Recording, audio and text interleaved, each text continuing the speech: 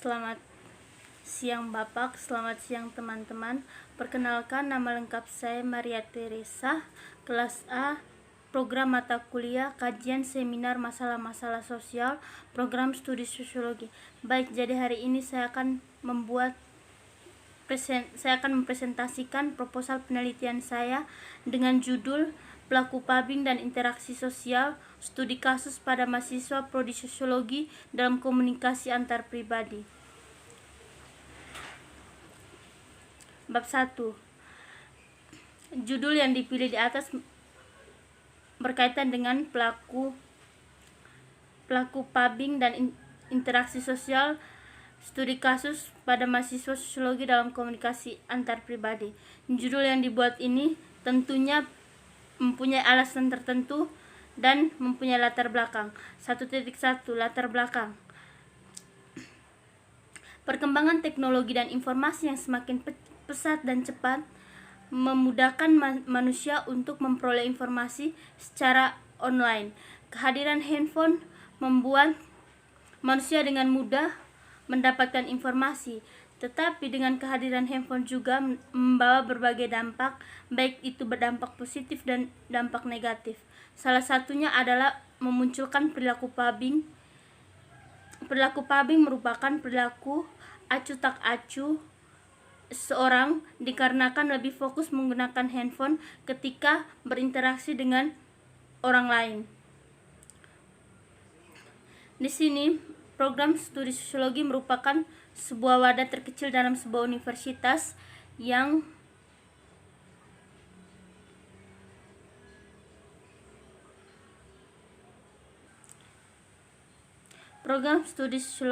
Program studi merupakan wadah terkecil dalam sebuah universitas. Begitupun juga dengan program studi sosiologi yang bernaung di dalam Fakultas Ilmu Sosial dan Ilmu Politik Universitas Nusa Cendana. Dalam program studi sosiologi banyak mahasiswa yang mengenyam pendidikan dan yang pada akhirnya bermuara pada gelar esos untuk memperoleh gelar sarjana atau strata 1. Banyak mahasiswa aktif di program studi sosiologi yang terdiri dari semester 1, 3, 5, dan 7. 1, 3, dan 7 yang seperti yang kita ketahui bersama, mahasiswa merupakan masyarakat ilmiah di dalam kampus yang tentunya peka terhadap keadaan sosial. Mahasiswa sosiologi di sini cenderung melakukan perilaku pubbing.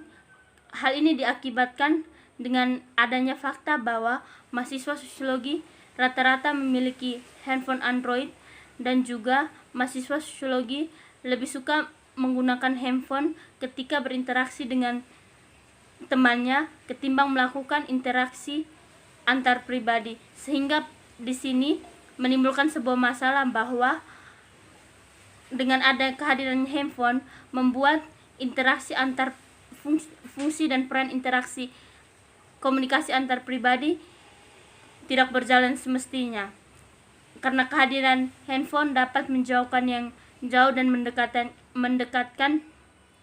yang jauh, menjauhkan yang dekat dan mendekatkan yang jauh. Adapun rumusan 1.2 rumusan masalah. Adapun rumusan masalah dalam proposal penelitian ini adalah bagaimana pelaku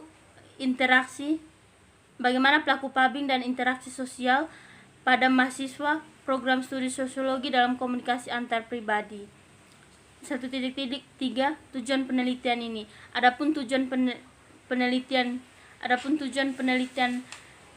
dalam proposal ini adalah yang pertama, mengetahui dan mendeskripsikan pelaku pubbing dan interaksi sosial pada mahasiswa sosiologi dalam komunikasi antar pribadi. Yang kedua, menganalisis perilaku pubbing dan interaksi sosial pada mahasiswa sosiologi dalam komunikasi antar pribadi. Kemudian yang keempat, 1.4 manfaat penelitian. Adapun manfaat penelitian ini ada manfaat teoritis dan manfaat praktis. Kemudian berlanjut ke bab 2 berkaitan dengan kajian empiris. Kajian empiris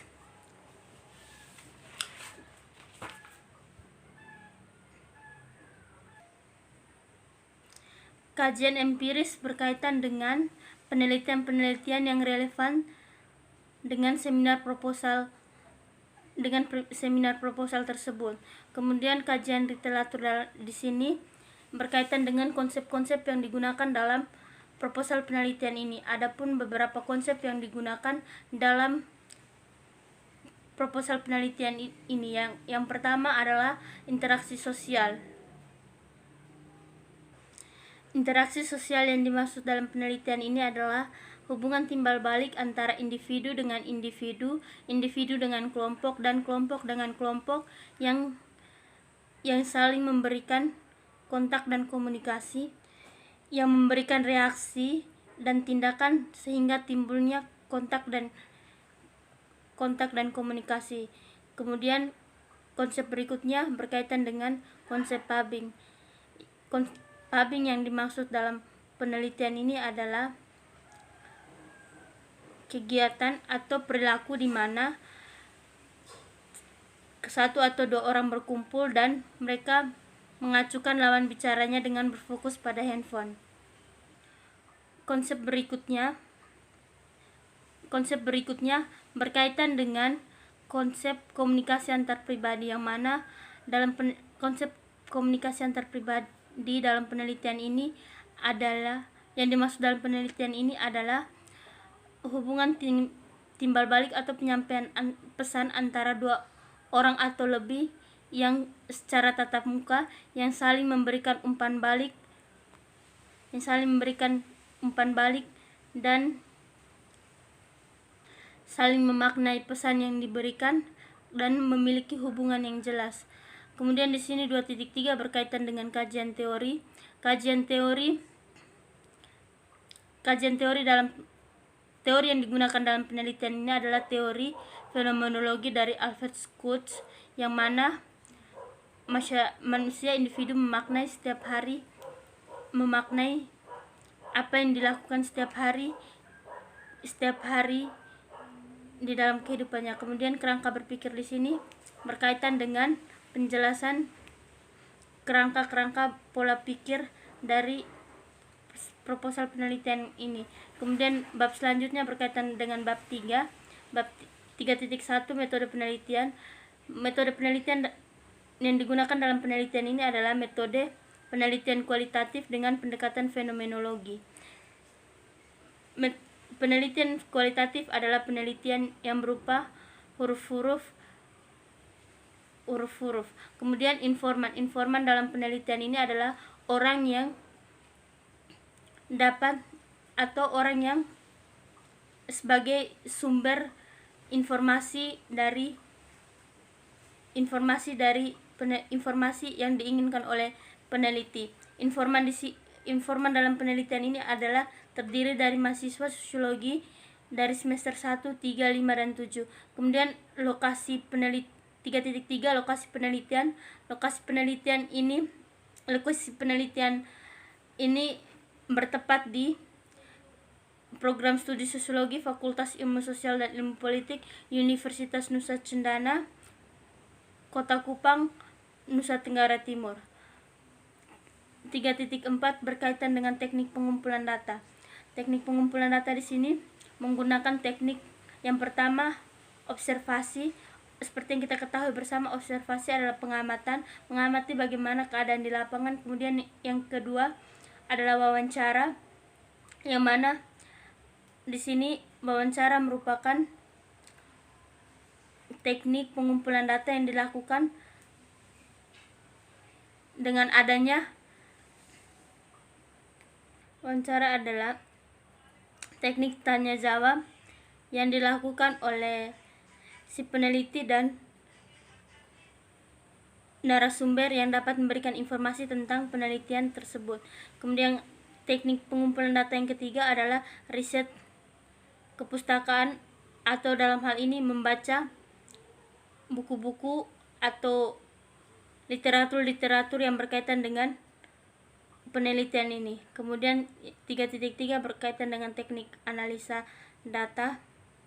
Teknik yang pertama ialah reduksi data, kemudian penyajian data, dan penutup atau verifikasi.